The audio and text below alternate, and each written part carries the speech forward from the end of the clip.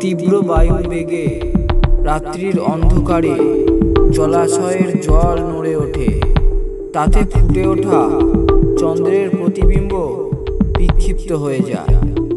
কিন্তু যেই বায়ু স্তব্ধ হয়, জল স্থির হয়ে যায়, চন্দ্র পূর্ণরূপে পুনরায় জলে প্রতিবিম্ব হয়ে যায়। ঠিক এমনটাই হলো আপনার মন। যখন ভাবনার বায়ু প্রবাহিত হয়, তখন অন্তরের সত্য আর শান্তি সবকিছু অস্পষ্ট হয়ে যায়।